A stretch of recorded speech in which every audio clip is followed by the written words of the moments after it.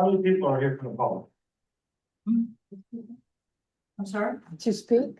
Lorenzo Durante present. Okay, all right, so then, we'll go into the public portion right now. Anyone wishing to address the board, come to the podium, state your name and address for the record.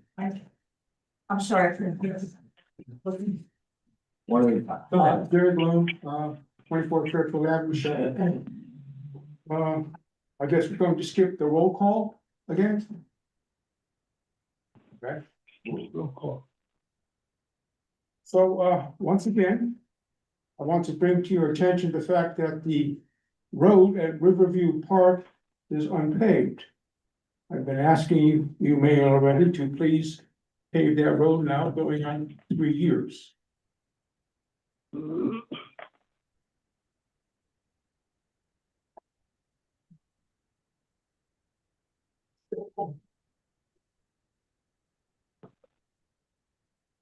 I assume we all watched the address President Trump made to the annual State of the Union. It one section was really a stark contrast between both parties. Most telling being that the Democrats, 99% of the Democrats would not agree to place the safety of America's citizens above illegal aliens. This is going to come back and bite them in the ass this November. Also, Mayor Loretti, I still have yet to hear from you as if you have contacted the Department of Homeland Security.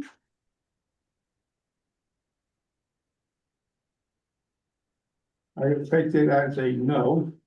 The benefit, of course, being if you were to have our police department enroll with ICE to assist removing the illegal aliens that they arrest, it would save the police department, I don't know, what's the salary of the police officers on an annual basis? More than 1,000 police departments nationwide have signed up. And although ICE was granted a $75 billion budget in the big beautiful bill last year, I would think that Shelton would want to get a piece of it.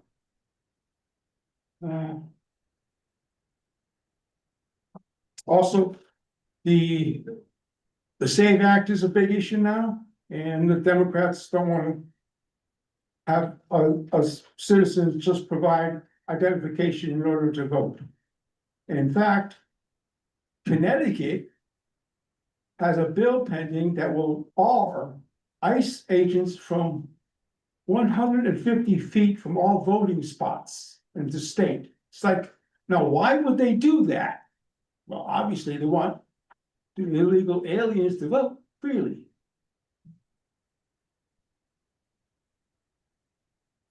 All right. Thank you.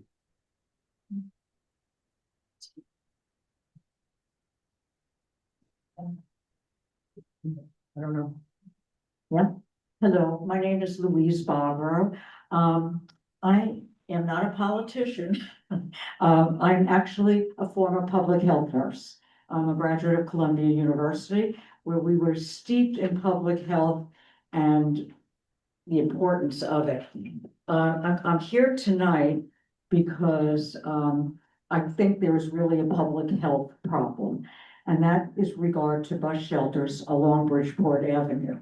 I have noticed myself that there are people standing in all kinds of inclement weather, sometimes in 2 feet of snow, which I saw the other day. There's nothing to protect them. And these are the people that are working in our businesses largely, at Walmart, ShopRite, Stop and Shop, the restaurants, hotels, and they're stuck in all kinds of inclement weather, just waiting there. And aside from it being, I think, inhuman to put them under conditions like that, some of the drivers have expressed to me they're worried about hitting them because they ended up standing out in the street. That was the only place that they could stand without being in snow. So I think the conditions that they're in are awful, you know, just to be able to stand there in all kinds of awful weather. And there should be some sort of protection. I also recognize the importance of them being properly maintained. I have been in touch with Mr. D. Michelle, who runs the Greater Bridgeport Transit Company. He led me to believe that there are funds that are available. They just have to be applied. It takes time, but I'd like to put it into some kind of work progress. I've been in touch with Mr. Cinto, and I've also spoken to the mayor. I know there's probably different ideas about this, but I highly urge some kind of shelter. And I think it would be a win-win situation for the most part. People could put ads in the shelters, and that would be a plus for the businesses, and would also protect them from all kinds of inclement weather. So I would ask you to please take notice of this. And I've also been in touch with Mr. Duncan, and I think there are some things that are being considered right now. So I thank you very much.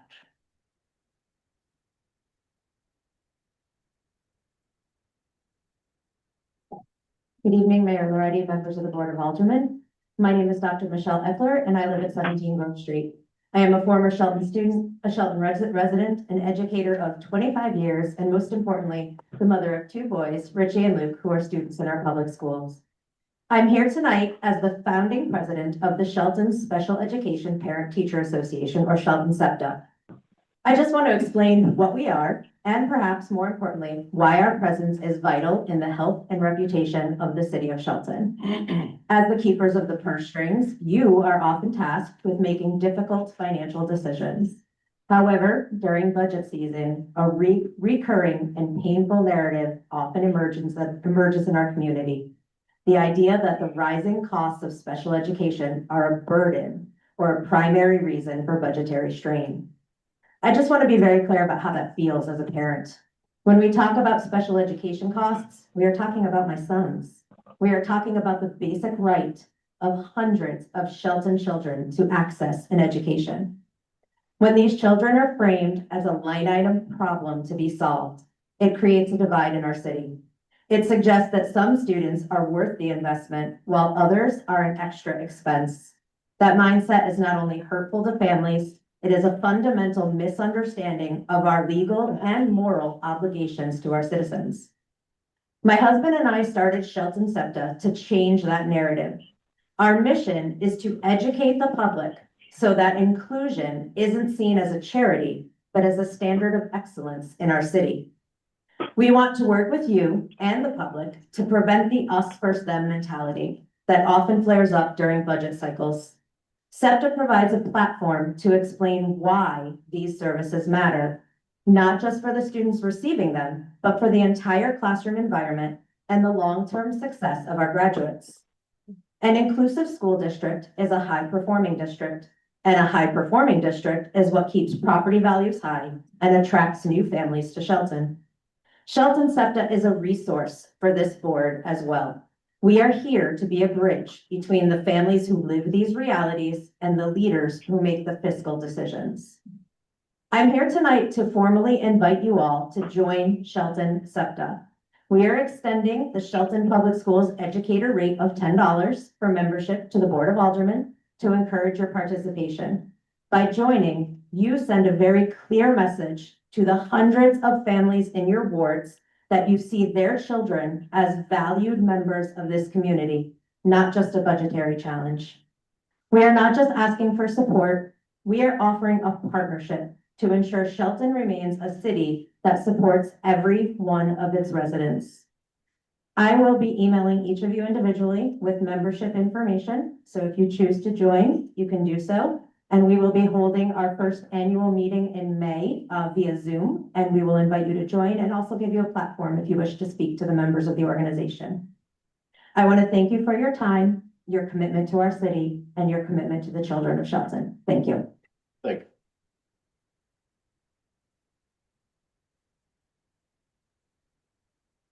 Anyone else from the public?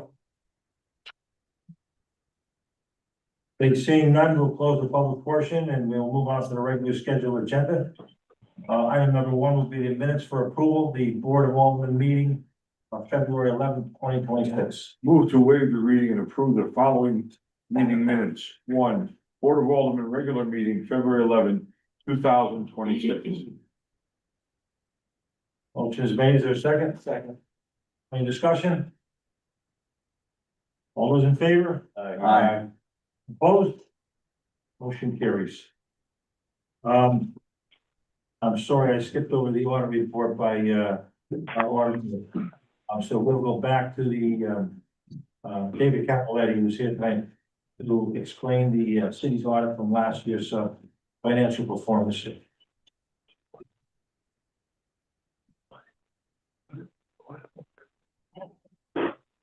Hello, my name is David. Hello, my name is Dave Capoletti. Is that? Yeah. And I'm the auditor for the city.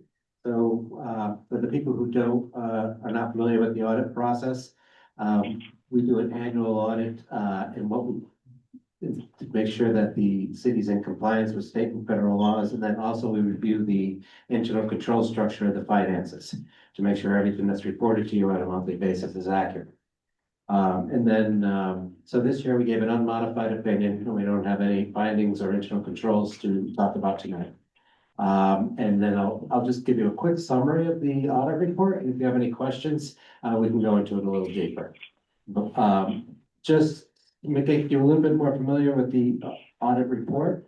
The financial statements are built up between the exhibits, which is the financial statements. Then behind there is the notes that gives a little bit more detail. If you want to, we could look at that. And then behind that, we'll show you the combining statements that, if we need a little bit more detail, we'll look at those. So with that, I will move to page 52. Look, the financial statements.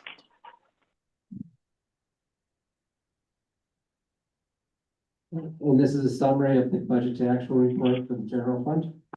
And as you see, you have the revenues over the expenditures of 1.4 million.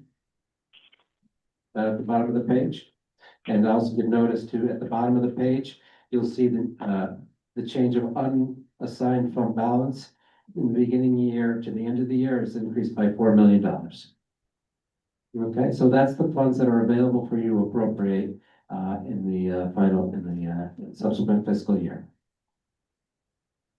Okay. Is there any one individual items that anyone want to talk about? Ray, do you have any questions? No, not at this time. I read it pretty well and it's very nice. It's a good report. Yeah, I guess Very the, positive. always the, number one question is, results of the Board of Ed and their impact on the city side of the budget. Special ed, Well, education in general, yeah. the ed budget. Yeah, so what we do with that is we went through the process. So the Board of Education has a method of reporting their budget to actual reports to the board. When a deficit is recognized, the board would reach out to the Finance Committee, a budget making authority, and notify them of the deficit. And so, we don't get into into why it happened, but just make sure that when it does happen, it was happened correctly. And so the communication worked within state statutes. And then obviously the Finance Committee reacted accordingly. Whether they made the budget amendment or not, the funds were made available for a contingency. So as far as state statutes, that's what we're concerned about, is that the communication was done properly. They were notified to the Board of Education, the education was notified to the city, and the city reacted. Well, when you say the city reacted, how did the city react? Well, I mean, we read through the minutes to make sure that it was, the city reacted in a way that they knew that there was a deficit and they had to make sure that the funds were available before the end of the year. And they're able to fund their deficits mainly through the current year appropriation. So when I say that is your appropriated expenses for the year were 143 million, you were able to reduce that to 135 million.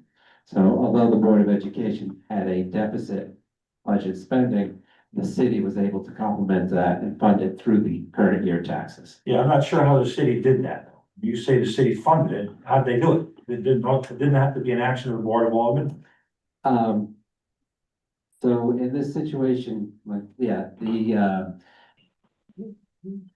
way that the state looks at this is that they would notify I'm not interested in the state is way off base. the. What did the city do to respond?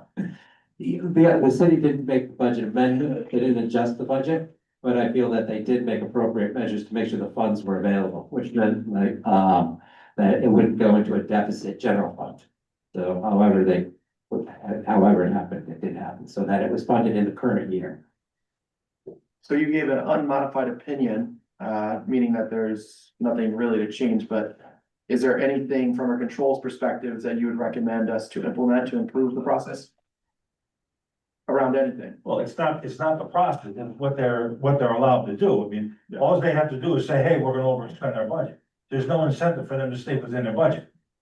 They could overspend it by $10 million. And correct me if I'm wrong.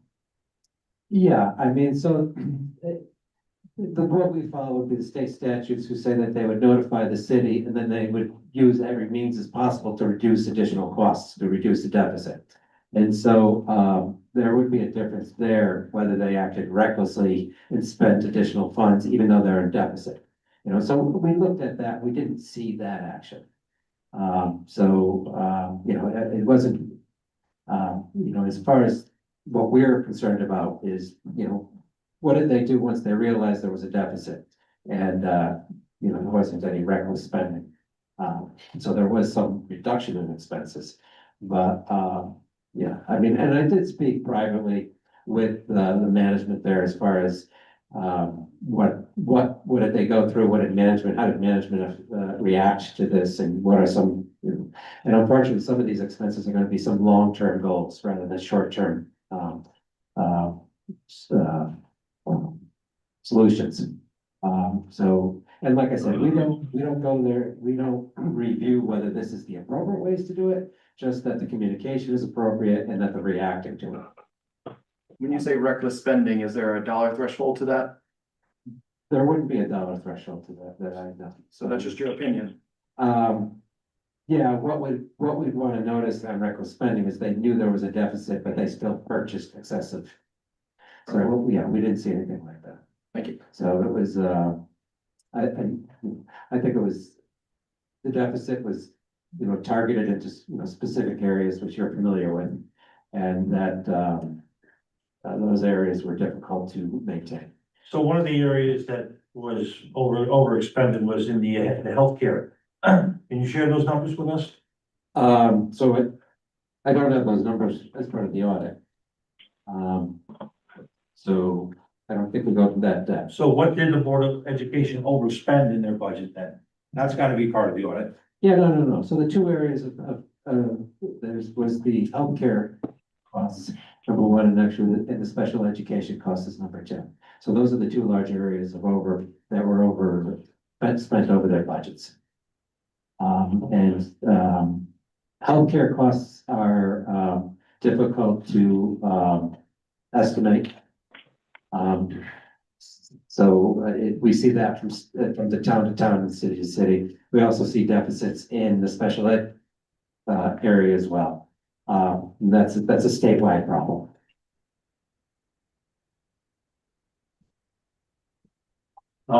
Anybody have any questions? On page 52, under education, parentheses, 3,502,338, what's that represent? Yeah, that's the amount that they overspent their appropriation. Thank you.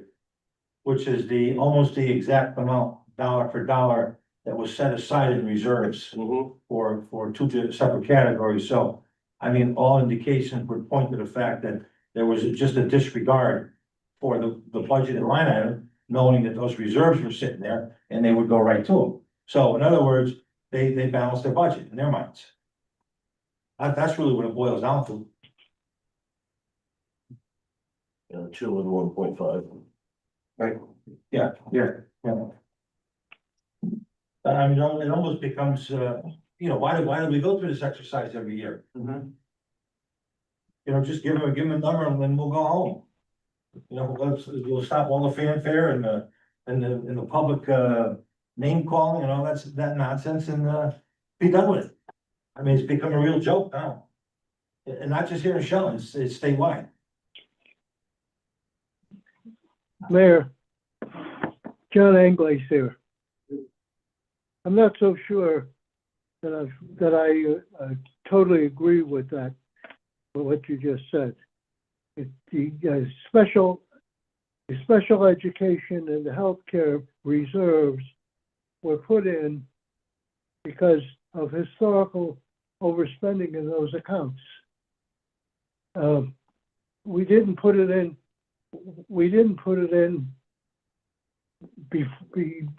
before. It was done after your budget, so you set the budget that they had in both the healthcare affected both the city side of the budget and the education side of the budget. So what you're saying in effect is that the city, as well as the Board of Ed, intentionally overspent their budgets. I don't agree.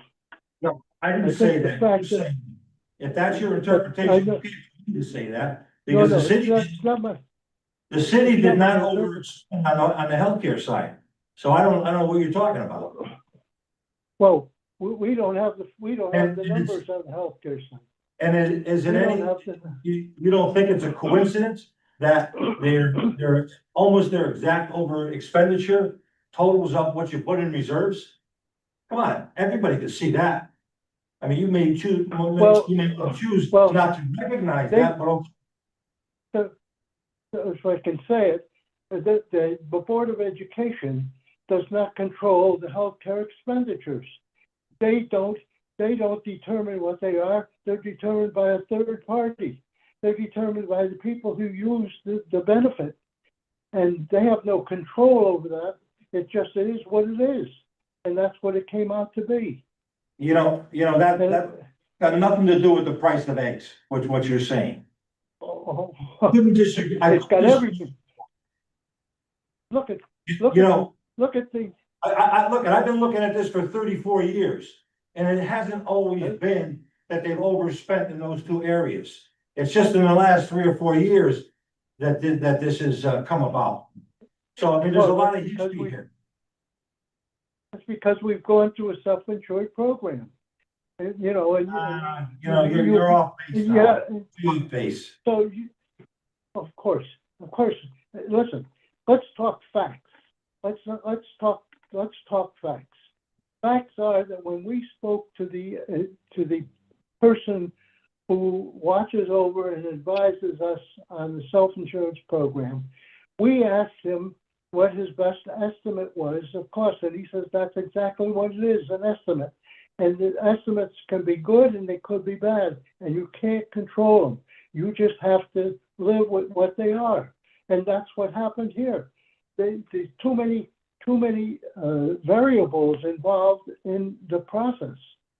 So I don't see the Board of Education as the culprit here. With special education, we got a totally different story. And the president of the Board of Education, the new president, put it into the spotlight report that the Board of Ed puts out where the culprit lies in special education. It sure is right with the state of Connecticut. It's absolutely that for 13 years they haven't changed the formula. For 13 years they have received money from the federal government to handle inflation. They spent it in other ways other than special education. That is a crime. And who's on their tail? The federal government should get on their tail. So, Anybody else have any questions? No. Just to, if I may, just to understand law in general terms, we have people in the audience and myself that are not accountants. You've been doing this for how many years for us at this time? 20? Maybe 15 years. Okay, how many other cities do you do this for? 20. Okay, so you have experience with this for many, many years. In your opinion, is the city of Shell in good standing with in all areas? And is there anything, in your opinion, we can do better to take care of the funds that are given to us by the taxpayers? Yeah, so like I said, we have an unmodified opinion, and the financial condition is greatly improved during the year. Specifically, you had a lower fund balance coming into the year. You were able to grow that back up to the $4.4 million. So that gives you a more healthy situation, which the borrowing agencies like to see that. You have a growing grant list has always helped you, and it continues to grow, so we'll see that as well. And then you're also keeping debt as low as it can be. So per capita, you're probably one of the lowest in the states on debt. And those three things are still maintain a very healthy financial position for the city. Thank you. Anybody else? Okay, we're all set, thanks. Thank you. Okay, so we did minutes for approval. We will go to item 5.1, Finance Committee. 5.11 is the multi-purpose turf sports field at Shelton High School. Move for the recommendation of the Finance Committee to authorize the city of Shelton to enter into a contract with Field Turf USA to begin the construction of a new all-weather synthetic turf field on the existing lower grass field at Shelton High School. Further, authorize Mayor Mark Loretti to execute any and all documents necessary to effectuate the same. Motion is made. Is there a second? Second. Okay, discussion? Have we appropriated the funds for this already? No, We have not. no. You should be aware, because this issue has been around for a couple of years now, that there are two separate state grants associated with this. One is for 500,000, the other is for 150,000. And we're at the point where either you're gonna use it or you're gonna lose it. And so, the way this was laid out, right, it was presented to the Finance Committee. Unfortunately, some people didn't understand it, but what all the numbers were in. This is set up as for alternate choices. So the base number, the base bid to do the field is, I think, well, I'm gonna use rough numbers, 1.3. So, with that, there are options to add fencing, to add lighting, to add bleachers. And I don't have the list in front of me, but a variety of different things. And you don't need to get into that now. This is just a proposal that lays out a structure that allows us to move forward, so we don't lose the state grant. It will also be petitioning the state for more state money for fiscal year 26, 27. So with that, it's not time to appropriate anyone. Okay. Any other questions? I'd like to speak in favor of it, a favor of this proposal. With the amount of state grants that we've got right now, and they're running close to the point where they could be lost, we're going to end up paying 54% of the cost, and the state's going to end up paying 46%. That's a good deal, and we shouldn't lose it. We should move in a positive way, because we're never going to run out of need for future fields. And there'll be program improvements. There'll be, you can always improve the field. You can always expand it. Many things that can be made better, just as we did in the high school field and other fields around town. Mayor, you deserve a lot of credit for keeping us moving in the right direction and keeping the Board of Education so they can offer good programs for our kids. Thank you very much. I would respond to two things that I think are incorrect. Number one, this is not a state reimbursed item, like when you put a roof on a building or you put up a building, or you do renovations to a building, you get a percentage of refund. This is not in that category. It is for all the ones that we've done. Secondly, this is a citywide facility. It's not strictly for the Board of Education. We've been pushing hard to allow our youth programs to be able to access these facilities when school is not in session. Particularly, that's why we spent all the money we spent up in the football field and the concession stand to allow our youth programs. This is, one of the main drivers in funding for our youth programs are concession stand. And so, if they have to set up one stand for each individual sport, Little League, soccer, you name it, lacrosse, it defeats their purpose. And quite honestly, today's parents are not doing that kind of work that they used to do 10 and 20 years ago. Where parents used to bring grills from their house and set it up at the field and have a concession and generate money for their program. These parents, they don't do that. So, that's why we moved to the model up at the high school field to upgrade that facility. If I may also, I think the parents who of this day do a lot of things, but with the health regulations and concerns that having a very proper setup for a stand it works very well also. I'd like to add that with the base price of 139, say 14, we call it. At a minimum, maybe try to incorporate the conduit. It's a cost of 43, at least to the place and So so. that is our goal. I mean, I want to get the field started now. We've got 3 months before the beginning of the new fiscal year. And hopefully we'll be able to work sometime in the springtime when the schools are not using the fields. There's not as much demand on our field, because that field will have to come out of service. But there's a reason why they're set up as alternates, because we're gonna go to somewhere. So we'll be back revisiting this after July 1st. And also, this company is also Field Turf is already certified with the state of Connecticut, so we don't have to run through looking for other vendors. Anybody else? So I just want to make sure we're clear. So we are approving contract of 1.3, 1.4, the base, and then we'll come back for alternates, or are we approving?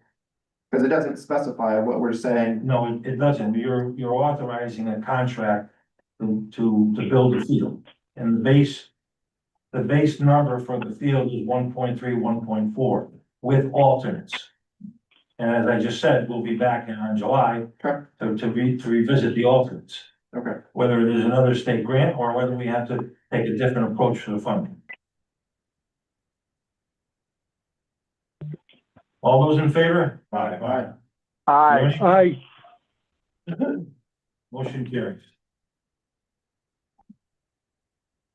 Item 5.2, there are no items from public health and safety. Item 5.3, there are no items from street committee. Oh, yes, there is, I'm sorry. 5.3.1 is the acceptance of Campbell Place. Move for the recommendation of the street committee for Code of Ordinances, section 14-14, to accept the entire road and other public improvements on Gamble Place in Shelton's public road system, beginning at Long Hill Avenue and ending in a cul-de-sac. Second. Motion is made and seconded.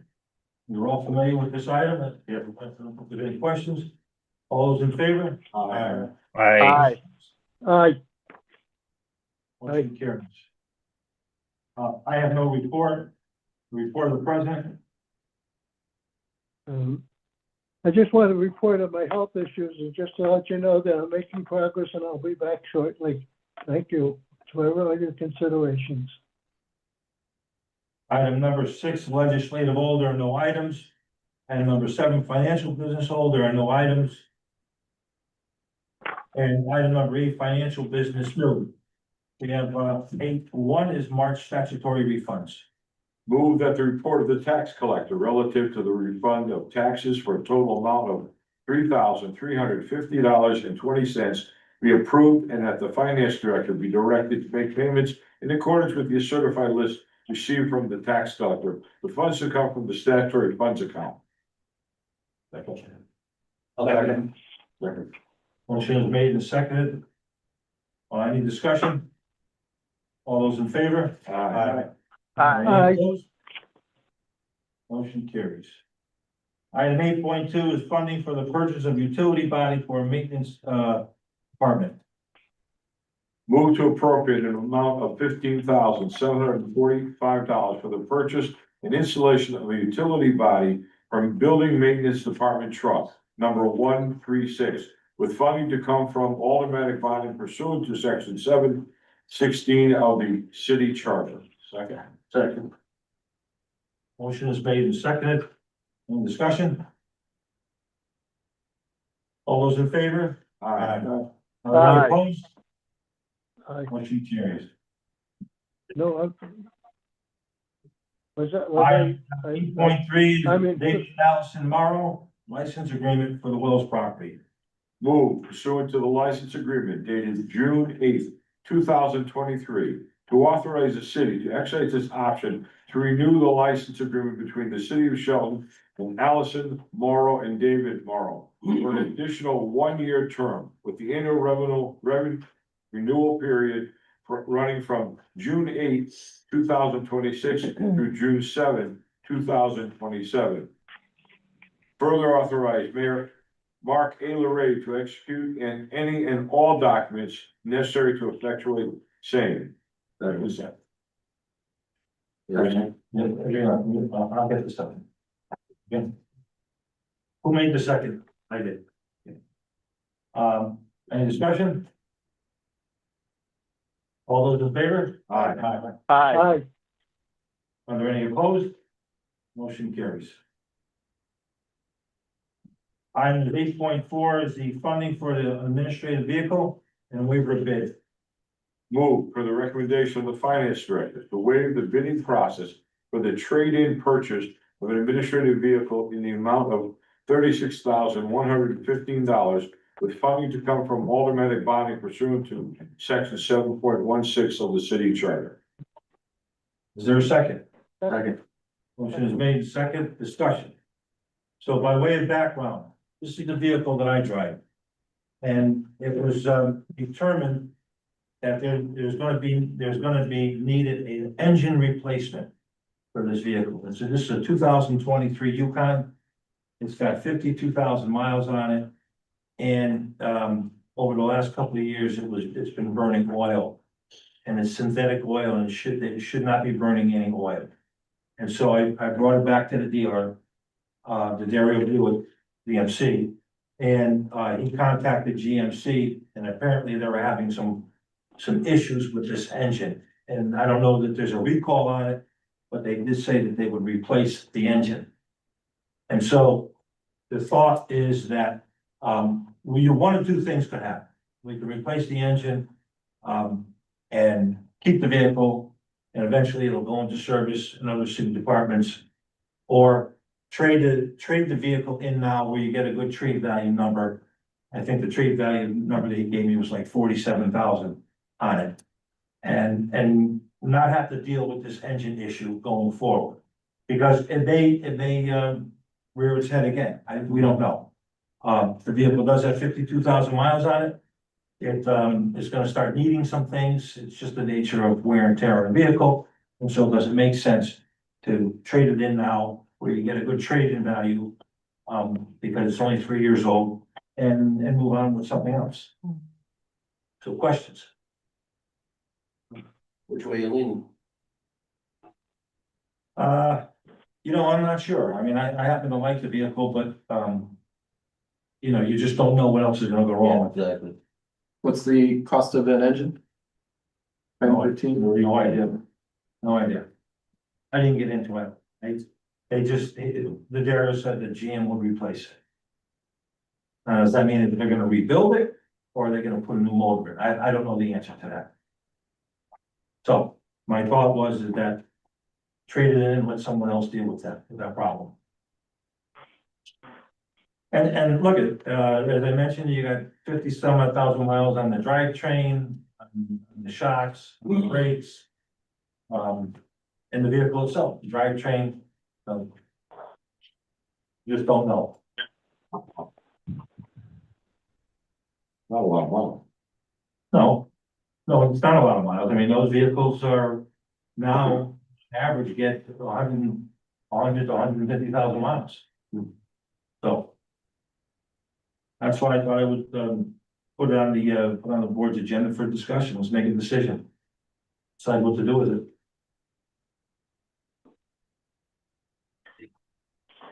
Everybody okay with the motion?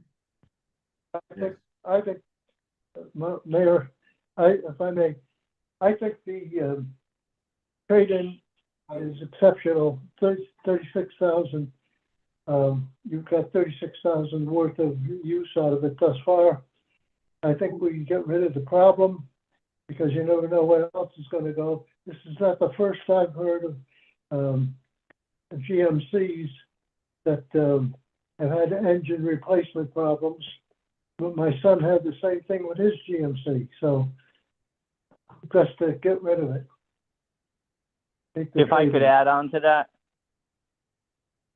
Go ahead. if I could add on to that, General Motors has over $1 billion in recalls on that engine, and the transmission goes right behind it. That's another problem they have with it. Wow. I'm not aware of that, but.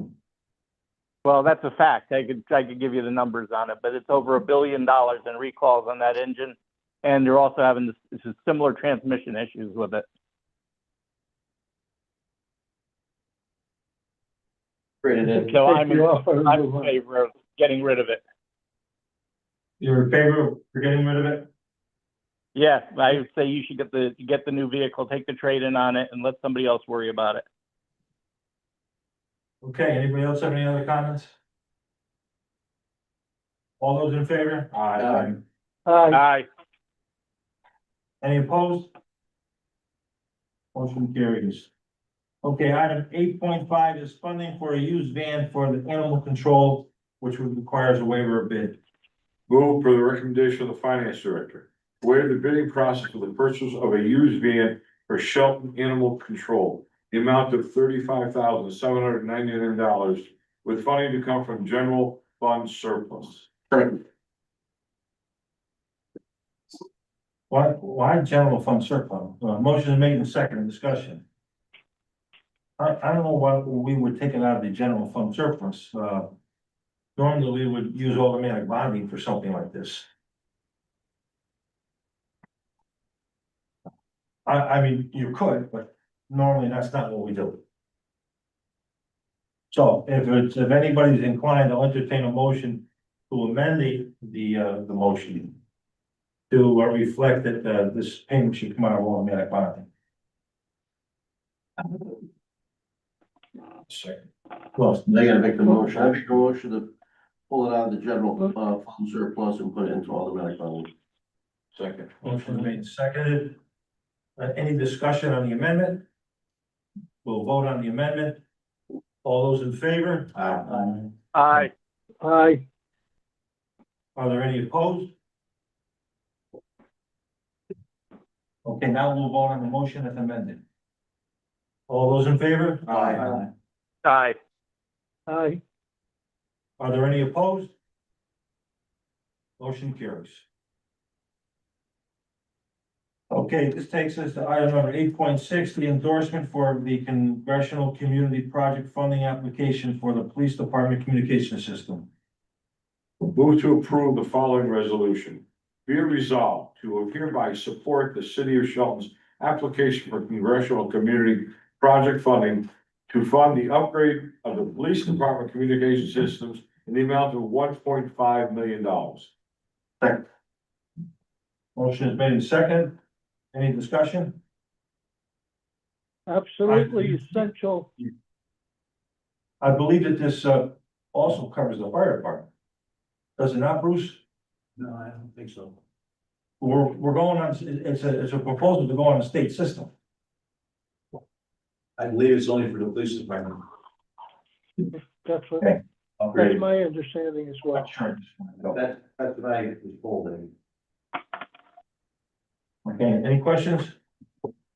Is this something that we've discussed in the past? I remember discussing. Okay, yeah. Well, there's always been a number of discussions about the communication systems for fire and police. It's been well known, documented that there are some gaps in the system, particularly in the White Hills area. Fortunately for us, we have been able to bridge those gaps.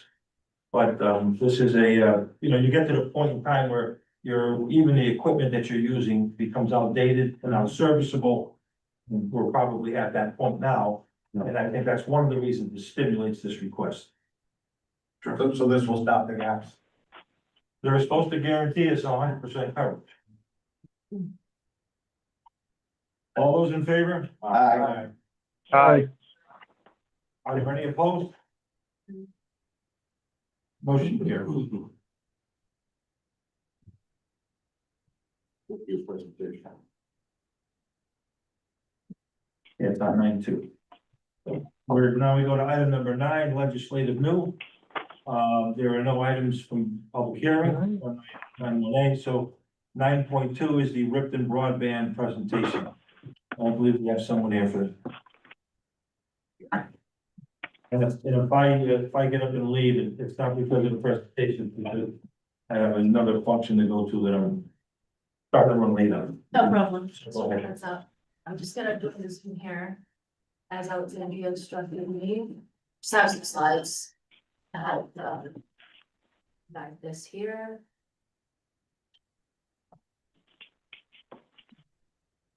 And what I'm joining in the middle of it all. I'm just trying to. Okay. Just me. Just. Share my screen with everybody here. Okay. All right, can everybody see? Can everybody see? Yep. Thank you, so. Hello, board members, hello, everyone, thank you for having me, my name is Danica Collins. I am the Director of Business Ops at Rifton Community Broadband, and I am being a representative for our parent company, Civitas Networks, which is a name some of you might be familiar with, so. You're closer to the microphone, so we can hear you. Yes, can you hear me now? Yeah. All right, I'll repeat myself quickly. Danica Collins, Director of Business Ops at Ripton Community Broadband. I am acting here as a representative for our parent company, Civitas Networks. If you don't already know, Ripton Community Broadband is a new community internet provider that is based in Shelton and only serves Shelton. So we started last year. And our retail space on Howe Avenue, about a 5-minute walk away, it opened last September. So since then, we have been focusing on a network rollout in Shelton, starting in the downtown area and expanding outward. So, I kind of want to get through this quickly. I don't want to take up too much of your time. I do have an update on the status of Ripton and a couple of proposals that I think would be very interested in. So I'll get right into it here. Quick update here is that we have, as I said, established our office and our servers at 356 Howe Avenue, which is the Riverwalk Place building, if you guys are familiar. We do have a locally based team in place. Any of our customers can come to the office or the retail space to either work or ask us any questions or issues they have with the internet. That is something unique I don't think most providers have. Something good about our service is that our deployments are fast. We have a wireless solution. It's pretty cool technology that creates a fast deployment and does not require digging the way that traditional fiber does. So we're able to expand a lot faster than you normally would and with similar speeds. 1 gig upload download is our current standard speed. As I said, our expansion is coming out from 356 Howe and the town hall area, so this downtown Shelton area. And we've been able to make some dramatically positive increases with our customers, been able to provide interruption-free education and access to healthcare resources. So that's something we always like to see. And our connections stayed rock solid even in the face of the recent snowstorms that have happened. I moved from Tennessee into Shelton, and that was a lot of snow for me. So I was really, happy to see that our connections made it throughout all of that snow. So thank you for that. Something that I wanted the board to be aware of is that we do have a close liaison with Shelton IT. So right now, that involves Director of IT, Dan Bednarski. We are currently working on providing a Wi-Fi link to Firehouse, Echo Host six, I think, just on the Center Street there and the Derby Shelton Bridge, to enable some initiatives and infrastructure there for, lack of a better word. We've also been supporting some community events, one of which was Shelton Day on October 5th. We provided complimentary Wi-Fi to all vendors there at the event to enable their POS systems. And on the 4th of July event for the fireworks, we created some arches where we collected a people count with anonymous sensors. Basically, they calculated the distance between your chin and your shoulder, which is unique for every person, and that was able to determine exactly how many people came in and out. We were able to see valuable insights like what happened with the rain event. Did a lot of people leave? They didn't, they stayed. And how many people spiked around the when the band arrived. So that was a report I generated and gave to the city for their review. And it turns out it was helpful, so that's very good. About 4,700 people attended was the number. We also have provided free coverage, free Wi-Fi coverage to the farmers market, which is just there on Veterans Park Green. And that's free for anyone to use, including vendors. So when the farmers market gets up and going, then they'll be able to use it. All right, so I'll get right into the first proposal. So I wanted to say overall things are going well. We are becoming more embedded into the Shelton community and being, okay. So I wanted to we were just looking more for the update as to numbers of, what the reception has been from the community. Okay. As to what you've seen, because I've heard some great stories from John. As far as how our residents have received your program and the internet services that you're providing. Okay, yes, so we have had some great reception. Our current customers, including the people that we serve at 356 Howe Avenue, which is the building itself and the apartments. They've all mentioned a dramatic increase, one in their internet coverage. They're very satisfied with it. And those who have been connected have reflected the same. And so they're going literally from buffering issues, all those problems repeatedly, to completely interruption free, blazing fast. And it's not something you're normally able to get unless you have trenched fiber. But the other thing that we do offer is the fact that people local to Shelton can come see us. If they have issues out there at their home or at their place of business, our team can be deployed straight away to go there. And that's, the response time is unusual and something we like to lean into. I don't wanna. No, you're good. Okay. I just, that was a very exciting part that you had brought up that we're very interested in. Yes, and as we expand, we do want to offer free Wi-Fi to additional Shelton institutions. I know that various events happen on the green. We have Celebrate Shelton and the various food truck events. We would welcome any kind of conversation about other events that could use free Wi-Fi and have vendors, things of that nature. So we would welcome something along those lines. Sorry, I had some things That's here, fine. but You can go back. okay. So in terms of the proposal here, is that the right time to talk about that? I did not see this, sorry, I didn't get an opportunity to review this prior Okay. to, so. So now, I can't even, I'm sorry, I can't.